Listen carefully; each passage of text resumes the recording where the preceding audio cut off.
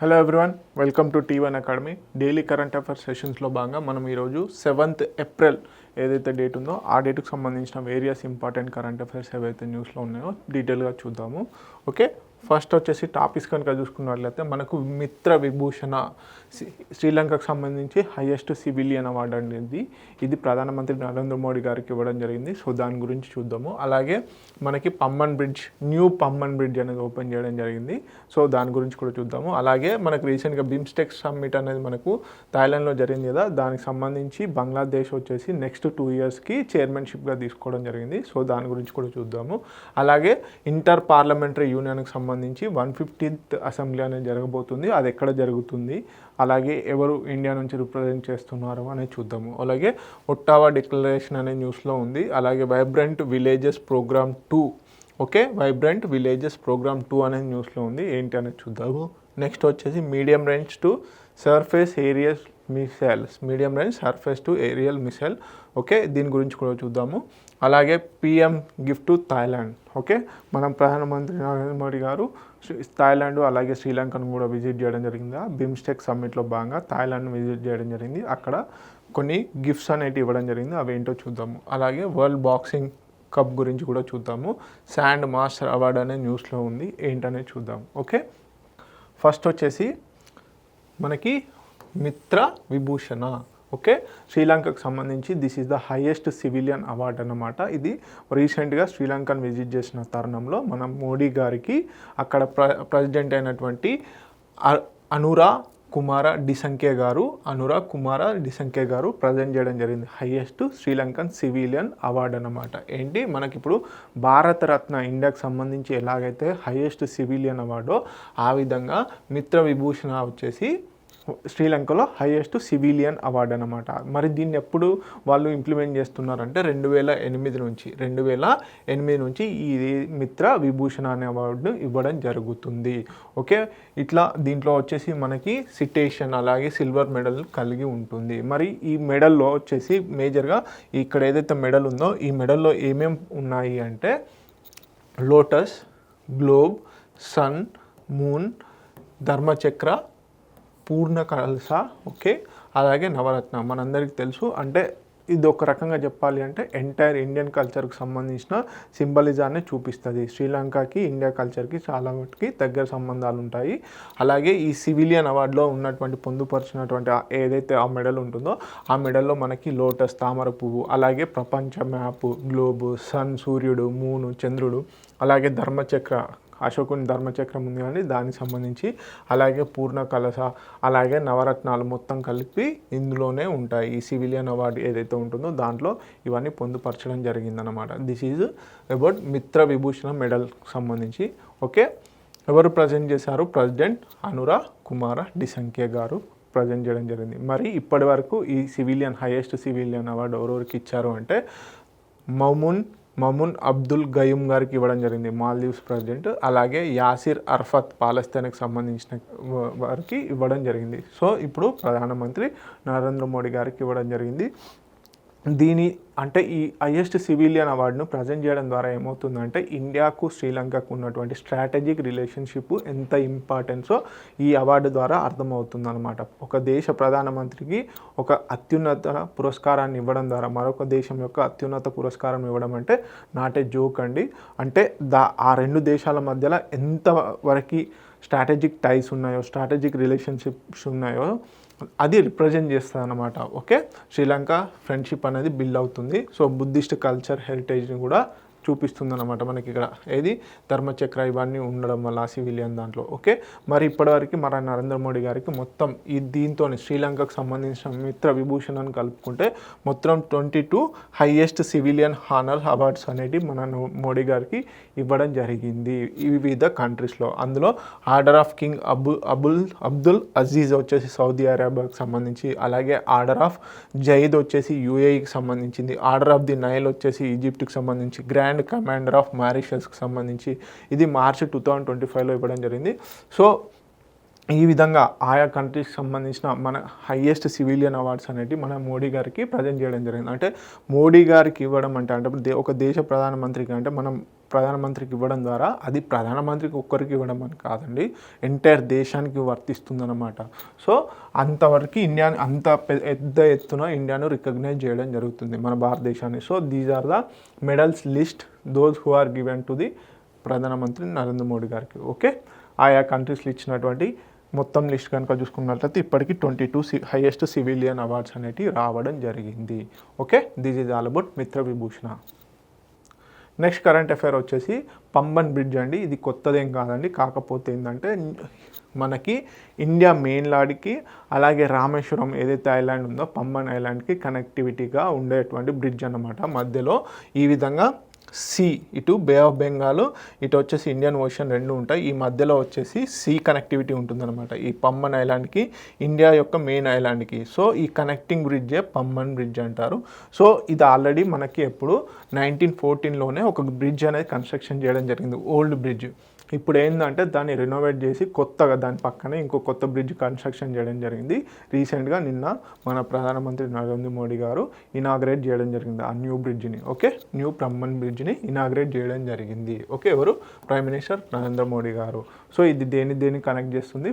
Pamban island ఏదైతే రామేశ్వరం ఉందో దాన్ని మెయిన్ల్యాండ్ ఇండియాని కనెక్ట్ చేయడం జరుగుతుంది. ఫస్ట్ సీ బ్రిడ్జ్ ఏదైనా ఉంది ఇండియాలో అంటే అది వచ్చేసి ఈ పంబన్ బ్రిడ్జ్. ఎప్పుడు కన్స్ట్రక్షన్ చేశారు? 1914లో. ఇది ఈ 1914లో కన్స్ట్రక్షన్ చేసినటువంటి పంబన్ బ్రిడ్జ్ ఏదైతే ఉందో అది 1964లో వచ్చినటువంటి సునామీని కూడా తట్టుకొని నిలబడింది. అలాగే రిస్టోర్డ్ బై ది ఈ శ్రీధరన్ గారి ద్వారా రీస్టోర్ చేయడం జరిగింది. ఓకే, పిలిగ్రమేజ్ అండ్ ట్రేడ్కి చాలా ఇంపార్టెంట్ అన్నమాట. రామేశ్వరం మనందరికీ తెలుసు, చాలా ఇంపార్టెంట్ పిలిగ్రమేజ్. ఓకే, పర్యాటక పరంగా. సో దాన్ని మన ఇండియన్ మెయిన్ ఐలాండ్ని కనెక్ట్ చేయడానికి ఈ పంబన్ బ్రిడ్జ్ చాలా హెల్ప్ అవుతుంది. మరి రీసెంట్గా ఇనాగ్రేట్ చేసినటువంటి ఈ పంబన్ బ్రిడ్జ్ విశిష్టత ఏంది? కొత్తగా కన్స్ట్రక్షన్ చేసినటువంటి ఈ పంబన్ బ్రిడ్జ్ విశిష్టత ఏంటంటే వర్టికల్ లిఫ్టింగ్ ఏదైతే ఉందో, ఇప్పటివరకు పాత బ్రిడ్జ్ వచ్చేసి ఇదండి, ఇది ఓల్డ్ బ్రిడ్జ్, ఇది వచ్చేసి న్యూ బ్రిడ్జ్. ఈ పాత బ్రిడ్జ్లు ఎట్లా అంటే కనెక్టింగ్ పాయింట్స్, ఒకవేళ షిప్స్ ఈ రెండు ఇటు బే ఆఫ్ బెంగాల్ నుంచి ఇటు ఇండియన్ ఓషన్కి కనెక్టింగ్గా షిప్స్ రావాలి అనుకుంటే, సముద్రంలో రవాణా జరగాలి అంటే అప్పుడు ఈ యాంగిల్ లిఫ్ట్ అనేది ఇలా ఉండేదండి. ఇలా గేట్స్ ఓపెనింగ్ ఎలా ఉంటే ఇలా ఉండేది. కానీ ఇప్పుడు ఏంటంటే వర్టికల్ లిఫ్ట్ వచ్చింది. ఈ కనెక్టింగ్ పాయింట్ వచ్చేసి ఇలా లేవడం జరుగుతుంది హైడ్రాలిక్ జాక్స్ ద్వారా. సో దీని ద్వారా హైట్ అనేది ఇంక్రీజ్ అవుతుంది రెండు ఈక్వల్ పాయింట్స్లో. అదే ఈ గేట్స్ అనేవి ఇలా వర్టికల్గా ఉంటే ఓన్లీ సెంటర్ పాయింట్లోనే హైయెస్ట్ ఉంటుంది అన్నమాట. కాకపోతే ఈ వర్టికల్ లిఫ్ట్ ద్వారా ఇలా ఉంటుంది అన్నమాట. సో ఇది దాని స్పెషాలిటీ అన్నమాట. ఓకే, ఏంటి? ఇండియాస్ ఫస్ట్, ఇంకోటి పాయింట్ ఏంటంటే India's first vertical railway sea bridge అన్నమాట. సో ఇది మెయిన్గా ఈ Pamban bridge not only road అండి, సో మేజర్గా వచ్చేసి రైల్వే కనెక్టివిటీ కోసం అని చెప్పేసి కన్స్ట్రక్షన్ చేశారు. ఎవరు నిర్మించారు? రైల్ వికాస్ నిగమ్ లిమిటెడ్ వారు, మినిస్ట్రీ ఆఫ్ రైల్వేస్ కింద ఉన్నటువంటి రైల్ వికాస్ నిగమ్ లిమిటెడ్ వారు. ఓకే, మెరైన్ గ్రేడ్ మెటీరియల్స్ను వాడడం జరిగింది. సో దీని ద్వారా బ్రిడ్జ్ స్టాండర్డ్స్ అనేవి కొత్త టెక్నాలజీని ఉపయోగించుకొని వాడడం వల్ల ఎక్కువ టెన్షన్ కానీ వీటన్నిటిని తట్టుకొని నిలబడతాయి అన్నమాట. అలాగే ఇది మెయిన్గా ఫ్రైట్ ట్రైన్స్ ఏవైతే ఉంటాయో, గూడ్స్ ట్రైన్స్, అలాగే సెమీ హై స్పీడ్ ట్రైన్స్ కూడా లైక్ వందే భారత్ లాంటి ట్రైన్స్ని కూడా తట్టుకొని నిలబడతాయి అన్నమాట. సో ఇది మెయిన్గా రీజనల్ కనెక్టివిటీని పెంపొందిస్తుంది, ఎకనామిక్ డెవలప్మెంట్ని పెంపొందిస్తుంది అన్నమాట. ఓకే, సో మేజర్గా గుర్తుపెట్టుకోవాల్సింది ఏంటంటే ఇండియాస్ ఫస్ట్ వర్టికల్ బ్రిడ్జ్ అన్నమాట. ఇండియాస్ ఫస్ట్ వర్టికల్ బ్రిడ్జ్, ఇది ఓల్డ్ది. So this is all about Pamban bridge. Next వచ్చేసి రీసెంట్గా థాయిలాండ్లో ఎప్పుడు మనకి April 4న బిమ్స్టెక్ సమ్మిట్ అనేది జరిగింది. బిమ్స్టెక్ అబ్రివేషన్ ఆల్రెడీ మీ అందరికీ తెలుసు. రీసెంట్ కరెంట్ అఫైర్స్లో మనం ఆల్రెడీ ప్రీవియస్ కరెంట్ అఫైర్స్లో డిస్కస్ చేయడం జరిగింది. Bay of Bengal initiative multi sectoral technical cooperation అనమాట. Okay, technical and economic cooperation. మరి దీంట్లో మెంబర్స్ ఎవరండి? ఏదైతే బే ఆఫ్ బెంగాల్ ఉంటుందో, ఈ బే ఆఫ్ బెంగాల్కి సంబంధించిన బార్డర్ స్టేట్ కంట్రీస్ అన్నీ కూడా మనకు ఈ బిమ్స్టెక్స్లో మెంబర్స్.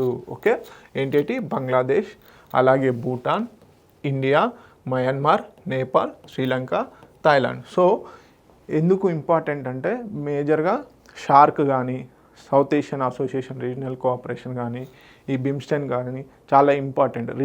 ఇండియాకు ఏదైనా గ్రూప్స్ సపోర్టివ్గా ఉన్నాయి, ఎక్కువగా ఇంపార్టెన్స్ ఇవ్వగలుగుతుంది అంటే BIMSTEC is the major important group అన్నమాట. సో దీంట్లో మెంబర్స్ని కంపల్సరీ ఎవరెవరు కాదు అని అడిగే ఛాన్సెస్ ఉంటాయి. అయితే ఇక్కడ మనకి Bangladesh, Thailand, Sri Lanka, Myanmar, India ఈ కంట్రీస్ వచ్చేసి మనకి మేజర్గా బే ఆఫ్ బెంగాల్తో అంటే బంగాళాఖాతంతో బార్డర్ షేరింగ్ ఉంటుంది. కాకపోతే భూటాన్ అండ్ నేపాల్ ఏదైతే ఉందో ఇవి డైరెక్ట్గా కనెక్టింగ్ పాయింట్స్ కాదు, ఈ త్రూ ఇండియా బార్డర్ ద్వారానే వెళ్తాయి అన్నమాట, ఇండియా ద్వారానే. సో కాకపోతే ఈ రీజియన్లో ఎక్కువగా ట్రేడ్ వాటికి కూడా ఇంపార్టెంట్ కాబట్టి అవి కూడా మెంబర్స్గా ఉన్నారు. ఫస్ట్ బిమ్స్టెక్గా ఉండేది, తర్వాత మయన్మార్ యాడ్ అవ్వడం వల్ల బిమ్స్టెక్గా అయిందనమాట. సో మరి దీని యొక్క మెయిన్ ఇంపార్టెన్స్ ఏంది ఈ ఆర్గనైజేషన్ అంటే enhance regional trade, economy and connectivity. Regional trade, connectivity and ఎకానమీని పెంపొందించాలనే ఉద్దేశంతో థీమ్ తీసుకొచ్చారు. ఓకే, మరి రీసెంట్గా ఎక్కడ సమ్మిట్ జరిగిందండి? థాయిలాండ్లో. ఓకే, ఈ థాయిలాండ్లోనే బ్యాంకాక్లో జరిగింది.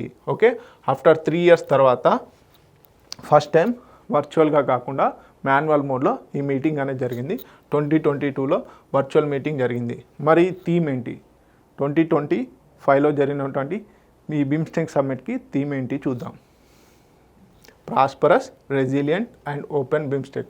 Prosperous, resilient and open BIMSTEC అని చెప్పేసి 2025 యొక్క థీమ్ అన్నమాట. సో మేజర్గా వచ్చేసి మయన్మార్, థాయిలాండ్లో ఏదైతే ఎర్త్క్వేక్ జరిగిందో దానికి సంబంధించి కూడా డిస్కషన్ జరిగాయి. సో మేజర్గా అవుట్కమ్స్ ఏంటంటే Bangkok declaration and BIMSTEC Bangkok vision అని చెప్పేసి అడాప్ట్ చేసుకోవడం జరిగింది. సో సస్టైనబుల్ గ్రోత్ రావాలి అని చెప్పేసి, స్ట్రాంగర్ రీజనల్ ఎకనామిక్ టైస్ అనేది పెంపొందించుకోవాలని చెప్పేసి ఈ 6th బిమ్స్టెక్ సమ్మిట్ ఏదైతే ఉందో దాంట్లో ఆయా కంట్రీస్ నినాదం చేశాయి. ఓకే, ఇదంతా పక్కన పెడితే ఇప్పుడు ఎందుకు న్యూస్లో ఉంది, ఆల్రెడీ అయిపోయింది కదా అంటే, సో థాయిలాండ్ నుంచి చైర్మన్షిప్ అనేది బంగ్లాదేశ్కి షిఫ్ట్ అయింది. So this is the important point. Okay, 2025 వరకు మనకి ఇక్కడ ఎవరి దగ్గర ఉండే? థాయిలాండ్ దగ్గర ఉండే మెంబర్ చైర్మన్షిప్ అనేది. కాకపోతే ఇప్పుడు ఎవరికి షిఫ్ట్ అయింది? బంగ్లాదేశ్. ఇప్పటి నుంచి ఎన్ని సంవత్సరాలు? 2 years. సో బంగ్లాదేశ్కి 2 years ఈ చైర్మన్షిప్ అనేది ట్రాన్స్ఫర్ అవ్వడం జరిగింది. సో బంగ్లాదేశ్ కోఆపరేషన్ ఏ విధంగా ఉండాలి? Connected and prosperous south and south east ఏషియాకి ఇది ఒక బూస్ట్ లాగా బంగ్లాదేశ్ కీ రోల్ చేయాల్సి వస్తుంది. ఓకే, సో చైర్మన్షిప్ ఎవరికి షిఫ్ట్ అయింది? థాయిలాండ్ నుంచి బంగ్లాదేశ్కి షిఫ్ట్ అవ్వడం జరిగింది. ఎన్ని సంవత్సరాల వరకు? 2 years వరకు. So this is all about BIMSTEC. BIMSTEC summit already discuss చేయడం జరిగింది క్లియర్గా. సో కరెంట్ అఫైర్స్లో మళ్ళీ ఇది ఉంది కాబట్టి బిమ్స్టెక్ యొక్క కంట్రీస్ అనేది చాలా ఇంపార్టెంట్. ఎవరెవరు మెంబర్స్, ఎవరెవరు బార్డర్ షేర్ కంట్రీస్ అనేవి కూడా ఇంపార్టెంట్ అన్నమాట. ఓకే, నెక్స్ట్ వచ్చేసి మనకి ఒట్టావా కన్వెన్షన్ అనేది న్యూస్లో ఉంది. యాక్చువల్గా ఏంటి అంటే ఈ ఒట్టావా కన్వెన్షన్ ఎందుకు న్యూస్లో ఉందంటే మనకి Poland, Finland and Baltic states ఏవైతే ఉన్నాయో ఇవి ఒట్టావా కన్వెన్షన్ నుంచి బయటికి వస్తున్నాము అని చెప్పేసి డిక్లరేషన్ చేయడం జరిగింది. అంటే ఈ కన్వెన్షన్ నుంచి మేము మెంబర్స్ కాము అని చెప్పేసి చెప్పడం జరిగింది. ఎందుకు అంటే రీసెంట్గా రష్యా ఉక్రెయిన్ వార్లో భాగంగా ఏంటి రష్యా వచ్చేసి యాంటీ పర్సనల్ ల్యాండ్ మైన్స్ అనేవి యూజ్ చేస్తుందని చెప్పేసి ఆరోపణలు చేస్తుంది. యాంటీ పర్సనల్ ల్యాండ్ మైన్స్ అని చెప్పేసి ఈ ల్యాండ్ మైన్స్ని యూజ్ చేస్తుందన్న కారణంతో ఈ కంట్రీస్ అనేవి ఒట్టావా కన్వెన్షన్ నుంచి బయటికి రావడం జరుగుతుంది. మరి యాంటీ పర్సనల్ ల్యాండ్ మైన్స్ ఎందుకు, వీటి కోసం ఎందుకు ఈ ఒట్టావా కన్వెన్షన్ జరిగింది అంటే ఈ యాంటీ పర్సనల్ ల్యాండ్ మైన్స్ అనేవి డిప్లాయ్ చేయడం జరుగుతుంది ఒక నిర్మానుష్య ప్రదేశంలో. ఈ ల్యాండ్ మైన్స్ అనేటివి తెలవకుండా పెట్టడం జరుగుతుంది. అయితే 2000 ఏదైతే సెకండ్ వరల్డ్ వార్ తర్వాత ఎక్కువగా ఈ ల్యాండ్ మైన్స్ అనేటివి పెట్టడం జరిగింది, యాంటీ పర్సనల్ ల్యాండ్ మైన్స్. కాకపోతే ఏంది, యుద్ధం ముగిసిపోయాక వాటిని తీయలేదు, అలానే ఉంచడం జరిగింది. తర్వాత పోస్ట్ వార్ ఈ ల్యాండ్ మైన్స్ అనేటివి పోస్ట్ వార్ తర్వాత ఏమైందంటే పేలడం జరిగిందనమాట. సో అందుకని చెప్పేసి ఆయా యుద్ధాలలో ఇలాంటి ల్యాండ్ మైన్స్ని వాడకూడదు, ఇది వార్ తర్వాత కూడా మళ్ళీ హాని కలిగిస్తుంది సివిలియన్స్ కన్నా ఉద్దేశంతో ఎప్పుడు 1999 మార్చ్లో ఈ ఒట్టావా కన్వెన్షన్ అనేది చేయడం జరిగింది. సో దీంట్లో మెంబర్స్ ఎన్ని కంట్రీస్ అంటే 164 మెంబర్స్ కంట్రీస్ ఉన్నాయి. ఓకే, మరి నాన్ సిగ్నేటరీస్ ఎవరు, దీంట్లో జాయిన్ అవ్వని వారు ఎవరు అంటే India, US, Russia, China, Israel. చాలా ఇంపార్టెంట్ ఈ కంట్రీస్. ఎవరెవరు? India, US, Russia, China, Israel, ఈ 5 కంట్రీస్ కూడా ఈ ఒట్టావా కన్వెన్షన్లో మెంబర్స్ కాదు, సిగ్నటరీస్ కాదు, సైన్ చేయలేదు. ఓకే, అందుకని చెప్పేసి రష్యా ఈ యాంటీ పర్సనల్ ల్యాండ్మైన్స్ని వాడుతుంది. ఈ వాడడం వల్ల ఆయా కంట్రీస్ కన్సర్న్ వాళ్ళ యొక్క బాధను వెలుబుచ్చుతున్నాయన్నమాట. దాంట్లో భాగంగానే ఈ కంట్రీస్ ఇప్పుడు ఈ కన్వెన్షన్ నుంచి బయటికి రావడం జరుగుతుంది. సో దీనికి ఇంకో పేరేంటి ఒట్టావా కన్వెన్షన్ కంటే మైన్ బ్యాన్ ట్రీటీ. సింపుల్గా mine ban treaty legally prohibits the use of stockpiling, production and transfer of anti personnel land mining. ఎందుకు చెప్పాను కదా, eliminate anti personnel land mines మొత్తం తీసివేయాలని చెప్పేసి, prevent post conflict civilian casualties చెప్పాను కదా, war అయిపోయాక జరిగేటువంటి సివిలియన్ క్యాజువాలిటీస్ ఏవైతే ఉంటాయో వాటిని అరికట్టడం కోసం అని చెప్పేసి, support mine clearance and victim rehabilitation కోసం. మరి రీసెంట్ డెవలప్మెంట్స్ ఏంటి అంటే Poland, Finland, Lithuania, Latvia, Estonia విత్డ్రాల్ని అనౌన్స్ చేశాయన్నమాట. So security threats from Russia చెప్పాను కదా, రష్యా నుంచి సెక్యూరిటీ థ్రెట్స్ ఉన్నాయన్న ఉద్దేశంతో ఈ అనౌన్స్ చేయాలి. కానీ నార్వే మాత్రం ఖచ్చితంగా మేము ఉంటాము అని చెప్పేసి చెప్పడం జరిగింది. So this is all about Ottawa declaration. ఎందుకు to eliminate the anti personnel land mines. ఎప్పుడు 1999లో రావడం జరిగింది. ఇండియా మెంబర్ కాదు, సిగ్నటరీ కాదు, గుర్తుపెట్టుకోండి. ఇండియా, యుఎస్, రష్యా, ఇజ్రాయెల్ అలాగే చైనా. ఓకే, నెక్స్ట్ కనుక చూసుకున్నట్లయితే ఇంటర్ పార్లమెంటరీ యూనియన్కి సంబంధించి అసెంబ్లీ సెషన్స్ జరుగుతున్నాయి. మరి ఈ ఇంటర్ పార్లమెంటరీ యూనియన్ ఏంటి, ఈసారి స్పెషల్ ఏంటంటే ఈ ఇంటర్ పార్లమెంటరీ యూనియన్ అసెంబ్లీలు ప్రారంభించి 150వ సంవత్సరం అన్నమాట. ఈసారి 150వ సంవత్సరం. మరి ఏ ఇయర్లో దీన్ని స్థాపించారు అంటే 1889 సంవత్సరంలో ఈ ఇంటర్ పార్లమెంటరీ యూనియన్ని స్థాపించారు. దీని ముఖ్య ఉద్దేశం ఏంటంటే ఆయా డెమోక్రటిక్ కంట్రీస్లో ఉన్నటువంటి పార్లమెంటరీ మెంబర్స్ని అందరినీ ఏకతాటికి తీసుకురావాలన్న ఉద్దేశంతో, ప్రజాస్వామ్యమే మెయిన్ ఉద్దేశంగా ఇది తీర్చిదిద్దాలని చెప్పేసి ఈ ఇంటర్ పార్లమెంటరీ యూనియన్ వర్క్ చేస్తుంది. ఓకే, ప్రజాస్వామ్యాన్ని కాపాడాలి, ప్రజలకు మంచి చేకూరాలి, ఒక పార్లమెంటరీ వ్యవస్థ ఎలా ఉండాలి, అసెంబ్లీ వ్యవస్థ ఎలా ఉండాలి అని చెప్పేసి కొన్ని నియమ నిబంధనలు కూడా ఉంటాయి ఈ ఇంటర్ పార్లమెంటరీ. సో దీంట్లో భాగంగానే ప్రతి సంవత్సరం కూడా ఈ ఇంటర్ పార్లమెంటరీ యూనియన్కి సంబంధించిన అసెంబ్లీ సమావేశాలు అనేవి జరుగుతాయి. సో దానికి ఇండియా నుంచి ఎవరు పార్లమెంటు స్పీకర్ అయినటువంటి వారు ఇండియా నుంచి రిప్రజెంట్ చేయడం జరుగుతుంది. మరి ఈసారి ఎవరండి, శ్రీ ఓం బిర్లా గారు ఈసారి ఇండియా నుంచి రిప్రజెంట్ చేయడం జరుగుతుంది. ఎవరైతే లోక్సభ స్పీకర్గా ఉంటారో వాళ్ళు ఇండియా నుంచి రిప్రజెంట్ చేయడం జరుగుతుంది. Indian parliamentary delegation 150th inter parliamentary యూనియన్కి. ఓకే, ఇది ఎక్కడ జరుగుతుంది, ఉజ్బెకిస్తాన్ యొక్క రాజధాని అయినటువంటి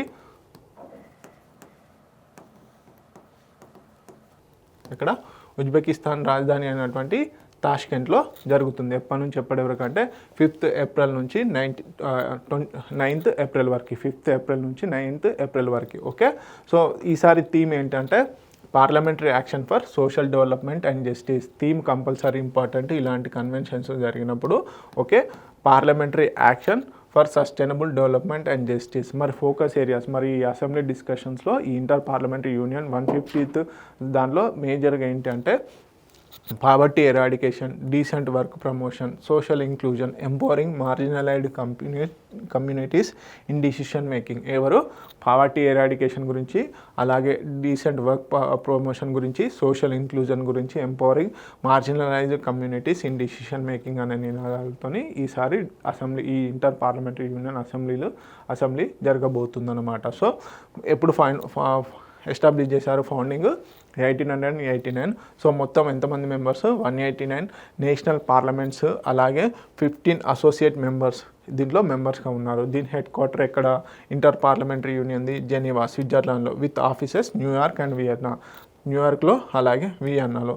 మరి ఎందుకు దీని యొక్క మిషన్ అంటే చెప్పాను కదండి, పీస్ ఒకటి, శాంతి, డెమోక్రసీ ప్రజాస్వామ్యం, human rights, gender equality, youth empowerment, అలాగే climate action through parliamentary diplomacy ద్వారా వీటన్నిటిపైన పోరాడాలి అని చెప్పేసి ఈ ఇంటర్ పార్లమెంటరీ యూనియన్ని ఎస్టాబ్లిష్ చేయడం జరిగింది, స్థాపించడం జరిగింది 1889లో. ఓకే, 1889 ఇయర్ 150th చాలా important.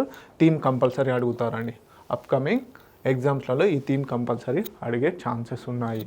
Parliamentary action for social development and justice. ఈ థీమ్ను బేస్ చేసుకునే ఈ టాపిక్స్ పైన ఈసారి ఈ అసెంబ్లీ సెషన్స్ నడవబోతున్నాయి. ఓకే,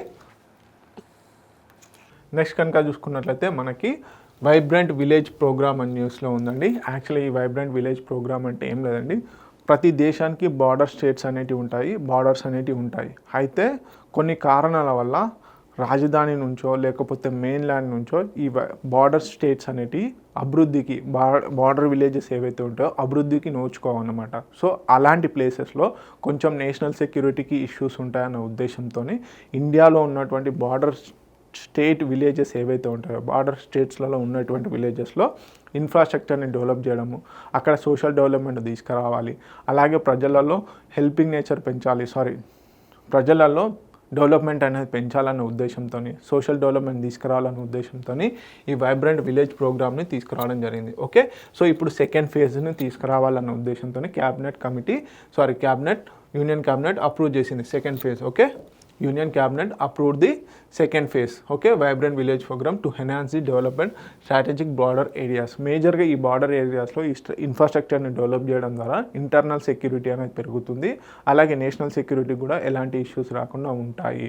ఓకే, సో ఆ బార్డర్ స్టేట్స్లలో ఏమవుతుందంటే కనెక్టివిటీ లేకపోయేసరికి వాళ్ళకు డెవలప్మెంట్ నోచుకోలేకపోయేసరికి మేజర్గా ఏంటంటే వాళ్ళు డెవలప్మెంట్కి వెనుకబడిపోతున్నారు అన్నమాట. సో దీని ద్వారా ఏమవుతుందంటే మనకి ఇంటర్నల్గా కానీ ఎక్స్టర్నల్గా కానీ సెక్యూరిటీ ఇష్యూస్ అనేవి ఎక్కువగా అవుతున్నాయి. సో ఈ ఇష్యూని సాల్వ్ చేయడం కోసం అని చెప్పేసి వైబ్రెంట్ విలేజ్ ప్రోగ్రామ్ అని ఒక స్కీమ్ తీసుకురావడం జరిగింది. ఆల్రెడీ ఫస్ట్ ఫేజ్లో భాగంగా social development, self reliant, secure and vibrant బార్డర్స్ని కమ్యూనిటీస్లో డెవలప్ చేయాలని తీసుకొచ్చారు. ఇప్పుడు సెకండ్ ఫేజ్లో ఏంది, ఇన్ఫ్రాస్ట్రక్చర్ ఏదైతే ఉంటుందో రోడ్ కనెక్టివిటీ, రైల్ కనెక్టివిటీ, అలాగే అక్కడ పక్కా houses like hospitals, education system, educational ఇన్స్టిట్యూట్స్ని డెవలప్ చేయాలని ఇప్పుడు సెకండ్ ఫేజ్ని తీసుకురావడం జరిగింది. సో ఇది మొత్తం సెంట్రల్లీ స్పాన్సర్డ్ స్కీమ్ కాదండి, సెక్టార్ స్కీమ్. ఓకే, 100% మొత్తం ఫండ్ దీనికి అలొకేట్ చేసిన ఫండ్ మొత్తం కూడా సెంటరే భరిస్తుంది. సో ఎంత అవుట్లే మొత్తం 6,839 కోట్లతోని 6,839 క్రోర్స్తోని ఈసారి ఈ ప్రోగ్రామ్ని లాంచ్ చేయబోతున్నారు, వైబ్రెంట్ విలేజ్ ప్రోగ్రామ్ 2. ఓకే, ఎప్పటివరకు 2028-29 వరకు ఈ స్కీమ్ అనేది అప్లికేబుల్గా ఉంటుంది second phase. Okay, enhancing living conditions and livelihood strategic border villages. Okay, strengthen internal security by integrating local populations. So లోకల్గా ఎవరైతే ఉంటారో వాళ్ళని కొలాబరేట్ చేస్తూ ఇంటర్నల్ సెక్యూరిటీని పెంపొందించాలనేది కూడా ఈ స్కీమ్ యొక్క main intention. Remote border villages ఎక్కడ ఉంటాయో అక్కడ infrastructure development like bridges development ఇలాంటివన్నీ చేయాలి అని చెప్పేసి ఉంటున్నారు. అలాగే self help groups, cooperatives, rural value చైన్స్ని ఇంకా ఎక్కువగా ఇంక్రీజ్ చేయాలి అని చెప్పేసి కూడా ఈ వైబ్రెంట్ విలేజ్ స్కీమ్ కింద అనుకుంటున్నారు. ఓకే, ఇంక్లూజివ్ డెవలప్మెంట్ అంటే హోలిస్టిక్గా అన్ని విభాగాల నుంచి ఇటు రోడ్లు కానీ, ఇటు స్కూల్స్ కానీ, ఎడ్యుకేషన్ కానీ, ఇటు వైద్య కానీ, సో సోషల్ పరంగా కూడా, సాంఘిక సామాజిక పరంగా కూడా డెవలప్మెంట్ తీసుకురావాలి, ఇంక్లూజివ్ డెవలప్మెంట్ తీసుకురావాలి అన్న ఉద్దేశంతో ఎక్కడ బార్డర్ స్టేట్స్లలో బార్డర్ విలేజెస్ ఏవైతే ఉంటాయో వాటిలలో స్టేట్స్ కనుక చూసుకున్నట్లయితే మనకు అరుణాచల్ ప్రదేశ్, అస్సాం, బీహార్, గుజరాత్, జమ్మూ కాశ్మీర్, లదాఖ్, మణిపూర్, మేఘాలయ, మిజోరాం, నాగాలాండ్ లైక్ ఇలా బార్డర్ స్టేట్స్ ఏవైతే ఉంటాయో ఈ బార్డర్ స్టేట్స్లలో మొత్తం అప్లికేబుల్ అవుతుంది. ఓకే, మేజర్గా వచ్చేసి ఎక్కువ అరుణాచల్ ప్రదేశ్, పంజాబ్, జమ్మూ కాశ్మీర్, లదాఖ్, హిమాచల్ ప్రదేశ్ ఈ ప్లేస్లలో ఎక్కువగా ఈ వైబ్రెంట్ విలేజ్ ప్రోగ్రామ్ అనేది ఇంప్లిమెంట్ చేస్తున్నారు. ఓకే, నెక్స్ట్ కనుక చూసుకున్నట్లయితే medium range surface to air missile అనేది నిన్న మనకి టెస్టింగ్ ఫైర్స్ అనేవి జరిగాయి. సో దీన్ని ఎవరు డెవలప్ చేశారు, ఈ medium range surface to air missile యొక్క స్పెషాలిటీ ఏంది, ఏ టైప్ ఆఫ్ టీమ్కి ఇది ఇవ్వబోతున్నారు అనేది చూద్దాము. ఓకే, మేజర్గా దీన్ని ఇండియాకి సంబంధించినటువంటి DRDO అలాగే డిఫెన్స్ రీసెర్చ్ డెవలప్మెంట్ ఆర్గనైజేషన్ అంటారు, ఇజ్రాయెల్ ఏరోస్పేస్ ఇండస్ట్రీస్కి సంబంధించి సంయుక్తంగా ఈ మీడియం రేంజ్ MRSCAM అంటే medium range surface to air missile అంటే మధ్యస్థంగా ఉండే సర్ఫేస్ టు ఎయిర్ మిసైల్ అంటే భూమి నుంచి పైకి ఆకాశంలోకి సర్ఫేస్ టు ఎయిర్ మిసైల్ అన్నమాట. సో దాన్ని ఎవరెవరు DRDO ఇండియాకి సంబంధించిన ఆర్గనైజేషన్ అలాగే ఇజ్రాయెల్ ఏరోస్పేస్ ఇండస్ట్రీస్ రెండు కూడా కలిపి సంయుక్తంగా చేశారు. సో మరి ఏ కేటగిరీకి ఇవ్వబోతున్నారంటే ఇది ఇండియన్ ఆర్మీ కోసం డెవలప్ చేసింది. ఓకే, ఇది ఇంపార్టెంట్. సో నావీ పర్పసా లేకపోతే ఎయిర్ ఫోర్స్ పర్పసా అంటే మనకి ఇక్కడనే ఉంది. సర్ఫేస్ టు ఎయిర్ మిసైల్ అంటే భూమి నుంచి పై ఆకాశంలోకి వెళ్ళేది. సో అక్కడే అర్థం చేసుకోవచ్చు ఇండియన్ ఆర్మీ కోసం అని చెప్పేసి తీశారు. సో మొత్తంగా 4 క్రిటికల్ ఫ్లైట్ టెస్ట్ అనేది చేశారు. ఇక్కడ doctor APJ Abdul Kalam island ఒడిశాలో. సో మేజర్గా డిఆర్డిఓకి సంబంధించిన టెస్టింగ్ ఫైర్స్ అనేటివి కూడా అన్నీ కూడా ఇక్కడ డాక్టర్ ఏపీజే అబ్దుల్ కలాం ఐలాండ్లోనే జరుగుతాయి ఒడిశాలో. సో ఇది లాంగ్ అండ్ షార్ట్ రేంజ్కి సంబంధించిన టార్గెట్స్ని ట్యాకిల్ చేయడం కోసం అని డెవలప్ చేశారు. సో వేరింగ్ ఆల్టిట్యూడ్స్ డిఫరెంట్ ఆల్టిట్యూడ్స్లో ఉన్నటువంటి శత్రు దేశాలకు సంబంధించినటువంటి ఆకాశంలో హై స్పీడ్కి సంబంధించిన ఎయిర్ క్రాఫ్ట్స్ ఏవైతే ఉంటాయో వాటిని నిలబట్టం చేయడం కోసం అని చెప్పేసి ఈ medium range surface to air మిసైల్ని డెవలప్ చేస్తారు. సో దీంట్లో రాడార్స్ అలాగే ఎలక్ట్రో ఆప్టికల్ ట్రాకింగ్ సిస్టమ్స్ని కూడా ఇన్బిల్డ్ చేశారు, పెంపొందించడం జరిగింది. సో మేజర్గా ఇది డైరెక్ట్ హిట్స్. సో ఇలాంటి డెవలప్మెంట్స్ ద్వారా వార్ఫేర్కి రెడీగా ఉండేటట్టుగా ఇండియా రెడీ అవుతుంది. ఒకవేళ యుద్ధం వచ్చినా ఇమీడియట్గా స్టార్ట్ చేసేందుకు అటాకింగ్కి డిఫెన్స్ సిస్టమ్ పెంపొందించిందనమాట. So this is all about medium range surface to air missile. So ఒక రకమైన ఎయిర్ డిఫెన్స్ షీల్డ్ని మనకి ఇప్పుడు ఎయిర్ డోమ్ అని చెప్పేసి మనకి తరచుగా న్యూస్లో ఉంది. ఈ ఎయిర్ డోమ్ అనేది ఐరన్ డోమ్ ఎయిర్ డోమ్ అన్న ఒకటే. ఇది ఏ దేశానికి సంబంధించింది? మనకి ఇజ్రాయెల్కి సంబంధించింది. హమాస్ ఇజ్రాయెల్ పైన కంటిన్యూస్గా ఈ రాకెట్ లాంచర్స్ చేస్తుంది కదా, వాటిని తిప్పి కొడుతుంది. దేని ద్వారా? ఈ ఐరన్ డోమ్. సో ఇలాంటి టెక్నాలజీని డెవలప్ చేయడం ద్వారానే ఈ ఐరన్ డోమ్ యొక్క సాధ్యం అవుతుంది. సో ఎయిర్ డిఫెన్స్ షీల్డ్ని క్రియేట్ చేయాలనుకుంటుంది. సో దీంట్లో భాగంగానే మనకు ఈ medium range surface to air మిసైల్ని తీసుకొస్తున్నాము. అలాగే S-400 మిసైల్ సిస్టమ్ కూడా మనం న్యూస్లో చూసాం. ఇది కూడా ఢిల్లీకి సంబంధించి ఒక ఎయిర్ డోమ్ని క్రియేట్ చేయాలనుకుంటున్నారు. దాంట్లో భాగంగానే ఈ S-400 మిసైల్ సిస్టమ్ని తీసుకురావాలనుకుంటున్నారు రష్యా నుంచి. ఓకే, నెక్స్ట్ వచ్చేసి రీసెంట్గా మనకు అందరికీ తెలుసు బిమ్స్టెక్ సమ్మిట్లో భాగంగా ప్రధానమంత్రి నరేంద్ర మోడీ గారు థాయిలాండ్ని విజిట్ చేయడం జరిగింది. ఏ దేశానికి వెళ్ళినప్పటికీ కూడా మన మోడీ గారు అక్కడ ఉన్నటువంటి ప్రైమ్ మినిస్టర్స్ కానీ ప్రెసిడెంట్స్ కానీ కొన్ని ఇండియా కల్చరల్ ట్రెడిషనల్కి సంబంధించినటువంటి కొన్ని గిఫ్ట్లు ఇస్తారనమాట. సో ఈ గిఫ్ట్లు ఇవ్వడానికి వెనకాల కూడా ఒక మెయిన్ ఇంటెన్షన్ ఉంటుంది. ఇండియా యొక్క కల్చర్ని పెంపొందించడము, అలాగే ఇండియాకు సంబంధించినటువంటి హ్యాండిక్రాఫ్ట్స్ ఏవైతే ఉంటాయో చేతి వృత్తులకు సంబంధించిన విశిష్ట కళలకు సంబంధించినటువంటి వస్తువులను గిఫ్ట్గా ఇవ్వడం వల్ల వాటికి ఒక ప్రత్యేక గుర్తింపు వచ్చి ఆయా దేశాల నుంచి వస్తున్నటువంటి విదేశీయులు ఎవరైతే ఉంటారో, పర్యాటకులు ఎవరైతే ఉంటారో వాటిని తిరిగి మళ్ళీ ఇండియాలో కొనుక్కునేందుకు ఛాన్సెస్ ఉంటాయి. It is a type of promotion అనమాట. ఇండియన్ కల్చర్కి సంబంధించి ఒక ప్రమోషన్ అనమాట. సో దాంట్లో భాగంగానే ఈసారి థాయిలాండ్ విజిట్ ఏదైతే ఉందో ఆ థాయిలాండ్ విజిట్లో భాగంగా అక్కడ ఉన్నటువంటి కింగ్కి, అలాగే క్వీన్, అలాగే రాజుకి, అలాగే రాణికి, అక్కడ ఉన్నటువంటి ప్రైమ్ మినిస్టర్, అలాగే వాళ్ళ భార్యలకి కొన్ని గిఫ్ట్స్ అనేటివి ప్రజెంట్ చేయడం జరిగింది. దాంట్లో ఏమేమి ఉన్నాయనేది ఇంపార్టెంట్. ఎందుకంటే ఆ ఇచ్చినటువంటి గిఫ్ట్స్ ఏవైతే ఉన్నాయో అవి హ్యాండిక్రాఫ్ట్స్ ఓరియంటెడ్, చేతి వృత్తులకు సంబంధించినవి అనమాట. సో ఈ విధంగా ప్రమోషన్ అనేది జరుగుతుంది. ఇవి గతంలో క్వశ్చన్స్ అడిగాడు. సో అందుకని చెప్పేసి ఇప్పుడు కూడా ఇక్కడ పెట్టడం జరిగింది. మరి కింగ్ ఆఫ్ థాయిలాండ్ రాజుకి ఏమి ఇచ్చారు అంటే బ్రాస్ సారనాథ్ బుద్ధ స్టాచ్యూ అనేది ఇవ్వడం జరిగింది, సారనాథ్లో ఉన్నటువంటిది. సో దీని యొక్క స్పెషాలిటీ ఏందనే చూద్దాం. డిపిక్స్ ది ధ్యాన ముద్రలో ఉన్నటువంటి బుద్ధుని విగ్రహం ఇచ్చాడు. సో పద్మాసనంలో రూపంలో ఉంటాడు. ఇవి చాలా ఇంపార్టెంట్. బుద్ధ చరిత్రలో మనకు హిస్టరీలో భాగంగా బౌద్ధ మతం గురించి నేర్చుకుంటాం కదా. సో ఈ బౌద్ధ పద్మాసనాలు ఏంటి, బౌద్ధ ఆసనాలు ఏంటి అనేది కూడా అడిగే ఛాన్సెస్ ఉంటాయి.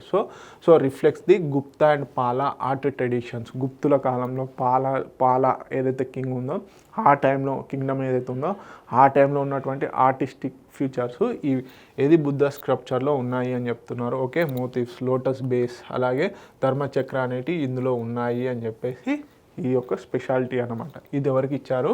థాయిలాండ్ కింగ్కి ఇవ్వడం జరిగింది. Brass Sarnath Buddha statue. అలాగే క్వీన్ ఆఫ్ థాయిలాండ్కి అంటే థాయిలాండ్ రాణికి ఏమి ఇచ్చారు అంటే సిల్క్ బ్రకేడ్ షవల్ అనేది ఇచ్చారు. ఈ షవల్ ఏదైతే ఉందో వారణాసి యూపీలో దీన్ని ఎక్కువగా తయారు చేస్తారు. దీని యొక్క స్పెషాలిటీ ఏంటంటే intricate motifs of village life, divine figures and నేచర్ని రిప్రజెంట్ చేస్తూ ఉంటుంది. సో దీనికి మేజర్గా వచ్చేసి ఇన్స్పైర్డ్ బై ది పిచావి ఆర్ట్ ఏదైతే ఉందో పిచావి ఆర్ట్ నుంచి ఇన్స్పైర్ అయ్యి చేశారు. ఇది సిల్క్ బ్రొకేడ్ ఆఫ్ షవల్, ఇది వారణాసి. సో ఇది జిఐ ట్యాగ్ కూడా ఉంది. మినేచర్ పెయింటింగ్స్, చాలా చిన్న చిన్న మైక్రో లెవెల్స్లో పెయింటింగ్ అనేది కూడా ఈ షవల్లో పొందుపరచడం జరిగింది. ఓకే, నెక్స్ట్ వచ్చేసి ప్రైమ్ మినిస్టర్ ఆఫ్ థాయిలాండ్కి ఏమి ఇచ్చారంటే బ్రాస్ డోక్రా పికాక్ బోట్ అనేది ఇవ్వడం జరిగింది విత్ ట్రైబల్ రైడర్. మనం కనుక ఇక్కడ చూస్తే సో ఇదన్నమాట. సో ఇది ప్రైమ్ మినిస్టర్ ఆఫ్ థాయిలాండ్కి ప్రజెంట్ చేయడం జరిగింది. దీని యొక్క స్పెషాలిటీ కనుక చూసుకున్నట్లయితే ఏంది, ఇది హ్యాండ్మేడ్ లాస్ట్ వ్యాక్స్ టెక్నిక్ ఏదైతే ఉందో ఈ లాస్ట్ వ్యాక్స్ టెక్నిక్ ద్వారా దీన్ని చేయడం జరిగింది. ఇది ఛత్తీస్గఢ్ నుంచి తీసుకెళ్ళడం జరిగింది. ఛత్తీస్గఢ్, ఓకే, ఛత్తీస్గఢ్ నుంచి తీసుకెళ్ళడం జరిగింది. ట్రైబల్ ఆర్టిషన్స్ డెవలప్ చేశారు దీన్ని. సో మేజర్గా వచ్చేసి సింబల్ ఆఫ్ హ్యూమన్ నేచర్ హార్మోనీని రిప్రజెంట్ చేస్తుంది. మరి థాయిలాండ్ ప్రైమ్ మినిస్టర్ గారి భార్యకి ఏమి ఇచ్చారు అని కనుక చూసుకున్నట్లయితే gold plated tiger motives cufflinks ఏవైతే ఉన్నాయో విత్ పెరల్స్ ఏవైతే ఉన్నాయో ఇవి ఇవ్వడం జరిగింది. సో వీటి యొక్క కనుక చూసుకున్నట్లయితే made of silver with meenakari work ఏదైతే ఉందో దాని Rajasthan, Gujarat. So this is the important, Rajasthan, Gujarat meenakari work అనేది. Okay, this is all about prime minister presenting the gift to the Thailand visit. Okay, next కనుక చూసుకున్నట్లయితే ప్రపంచ బాక్సింగ్ ఏదైతే ఉందో దానికి సంబంధించినటువంటి అవార్డ్స్ అంటే ఫైనల్ పోటీలు అనేవి జరగడం జరిగింది. సో వాటి యొక్క రిజల్ట్స్ అనేవి రావడం జరిగింది. సో ప్రపంచ బాక్సింగ్ కప్లో ఇండియాకు తొలిసారి స్వర్ణం జరిగింది, ఓకే, దొరికిందన్నమాట. ఫస్ట్ టైం ఇన్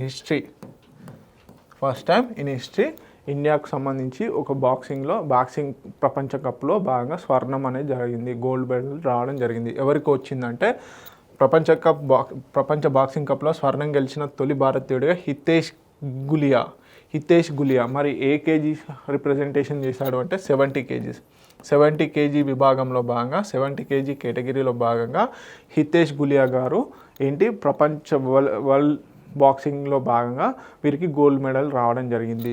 అలాగే వీరితో పాటుగా మరో బాక్సర్ అయినటువంటి అవినాష్ జమ్యాల్ గారికి 65 కేజీస్, ఇతను వచ్చేసి అవినాష్ జమ్యాల్ 65 కేజీ, ఇతనికి సిల్వర్ మెడల్ వచ్చింది. ఓకే, సిల్వర్ రావడం జరిగింది. మొత్తం ఈ టోర్నీలో 10 మంది బాక్సర్స్ ఇండియా నుంచి పార్టిసిపేట్ చేస్తే 6 మెడల్స్ వచ్చాయి. దాంట్లో ఒకటి గోల్డ్ మెడల్ ఎవరికి, హితేష్ గులియా గారికి, అలాగే సిల్వర్ మెడల్ వచ్చేసి అవినాష్ జమ్యాల్ గారికి రావడం జరిగింది. మిగతా 4 కూడా బ్రాంజ్ మెడల్స్ అన్నమాట. ఎవరెవరికి, జదుమణి సింగ్ ఎవరైతే ఉన్నారో 50 కేజీస్ విభాగంలో, అలాగే వచ్చేసి జదుమణి సింగ్ వచ్చేసి 50 కేజీస్, మనీష్ వచ్చేసి 55 కేజీస్, సచిన్ వచ్చేసి 60 కేజీస్, విశాల్ వచ్చేసి 90 కేజీస్. వీళ్ళ నలుగురికి కూడా బ్రాంజ్ మెడల్స్ రావడం జరిగింది. సిల్వర్ మెడల్ వచ్చేసి ఎవరికి, అవినాష్ జమ్యూల్ గారికి. సో గోల్డ్ మెడల్ వచ్చేసి హితేష్ గులియా, వీరు రికార్డు అన్నమాట. So first Indian boxer who got world boxing medal, gold medal అన్నమాట. Okay, Hitesh Gulia. Okay, next కనుక చూసుకున్నట్లయితే సుదర్శన్ పట్నాయక్ గారికి శాండ్ మాస్టర్ పురస్కారం రావడం జరిగింది. సో ఇదేంటి అనేది చూద్దాము. ఒడిశాలోని పూరికి చెందిన ప్రముఖ సైకత శిల్పి ఏదైతే శాండ్తోని ఈ ఆర్టిస్టిక్ ఫ్యూచర్స్ని అలాగే విగ్రహాలని తయారు చేస్తారో వాళ్ళని సైకత శిల్పి అంటారు. సుదర్శన్ పట్నాయక్ ప్రతిష్టాత్మకమైనటువంటి the Fred Darrington British sand art master award అనేది 2025 గాను రావడం జరిగింది. సో ఈ అవార్డు పొందినటువంటి తొలి భారతీయుడు అనమాట. సో ఇవన్నీ కూడా superlatives, first, last, highest, largest, biggest, ఇవన్నీ కూడా సూపర్లేటివ్ కరెంట్ అఫైర్స్. ఖచ్చితంగా కరెంట్ అఫైర్స్లో నుంచి ఒక 10 క్వశ్చన్స్ వస్తే సూపర్లేటివ్ కరెంట్ అఫైర్స్ నుంచి 2 క్వశ్చన్స్ కంపల్సరీ వస్తాయి, 2 to 3 క్వశ్చన్స్ వస్తాయి. ఇలాంటివే కరెంట్ అఫైర్స్లో చాలా మటుకి మిస్టేక్స్ చేసేది ఇక్కడే. ఈ సూపర్లేటివ్స్ని ఖచ్చితంగా గుర్తుపెట్టుకోండి. తొలి, చివరి, అతి పెద్దది, అతి చిన్నది, అతి బరువైనది, అతి తేలికైనది.